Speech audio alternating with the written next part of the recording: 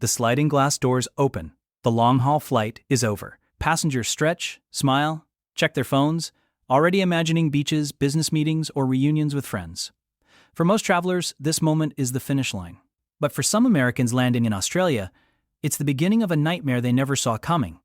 In the next few minutes, you're going to hear how ordinary trips turned into viral airport showdowns, why some U.S. travelers completely lose control when told you're not coming in, and what really happens behind those quiet immigration desks when a visa is rejected.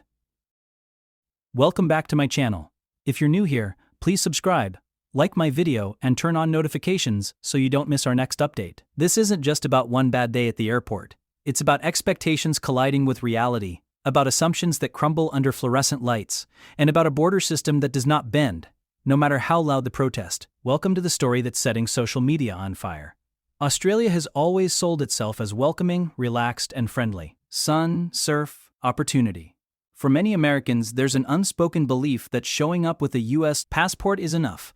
They assume entry is a formality, a stamp, a smile, and a quick welcome to Australia. But that belief is exactly where the trouble begins.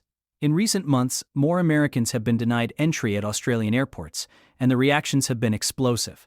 Some argue with officers, some shout, some cry.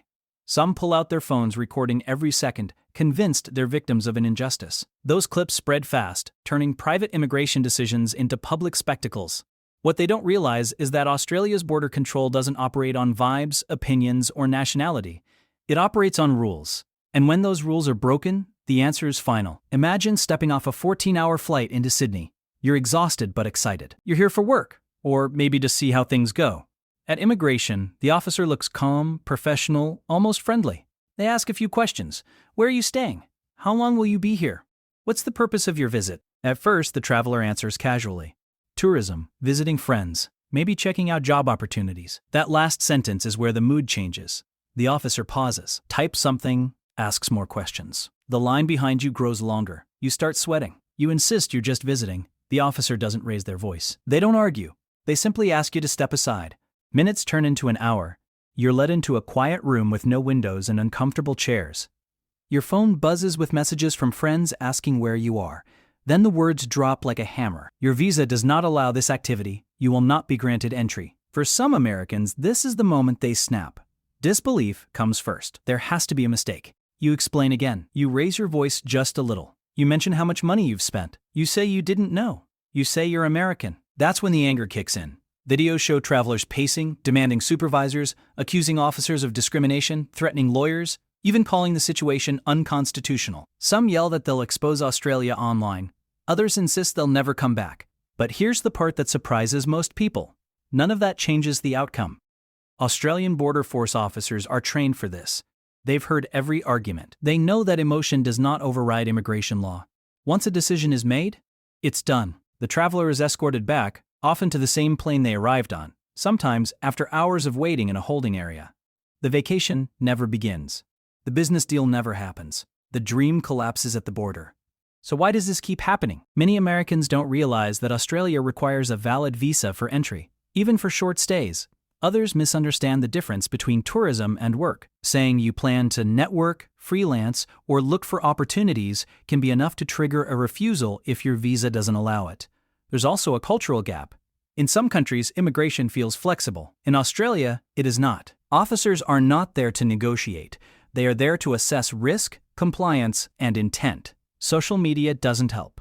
TikTok and YouTube are filled with people claiming they just showed up and everything worked out. What those videos don't show are the countless travelers who tried the same thing and failed.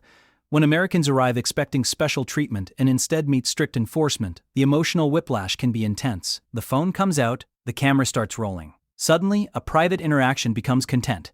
We've seen clips of Americans shouting that they're being treated unfairly. Others cry on camera, saying they're humiliated. Some narrate the process live, hoping public pressure will force a reversal. Instead, the opposite happens. Online audiences split into camps. Some sympathize, saying the system is harsh. Others point out that rules are rules, and ignorance isn't an excuse. Australians in the comments often say the same thing.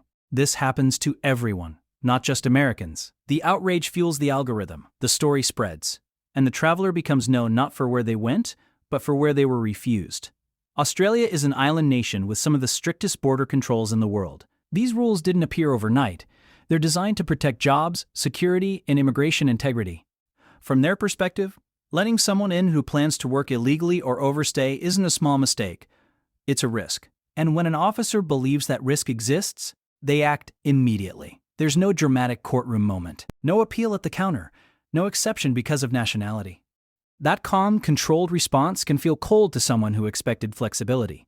But it's exactly why the system works the way it does. Every viral airport meltdown shares the same ending: the flight home, the refund requests, the regret. The lesson is simple but unforgiving. Research your visa. Understand what you're allowed to do. Don't assume. Don't joke at immigration. Don't overshare. And don't believe that confidence can replace compliance. Australia welcomes millions of visitors every year, but it only welcomes those who follow the rules. The airport is not a stage, even if it feels like one. Cameras don't change decisions. Anger doesn't bend policy. And a passport, no matter how powerful, does not guarantee entry. For the Americans who went crazy after being rejected, the shock wasn't just about missing a trip. It was about realizing, too late, that the world doesn't work on assumptions. And the next time you watch a viral airport confrontation, remember this: somewhere behind that camera is a decision that was made long before emotions took over. Because at the border, the rules speak louder than anyone. What most people don't see after those viral clips end is what happens next, once the camera is turned off and the airport doors close behind them. For some Americans, visa rejection doesn't mean an immediate flight home. It means detention. After the argument, after the disbelief, travelers are escorted into secure areas of the airport most passengers never see. No windows, no announcements, just waiting rooms monitored by officers who are trained not to engage emotionally, no matter how upset the traveler becomes. Phones may be limited. Laptops can be taken. Passports are held by authorities. Suddenly, the sense of control is completely gone. This is where panic often sets in. Some Americans later admit this was the moment reality finally hit. They weren't being delayed. They weren't in a misunderstanding.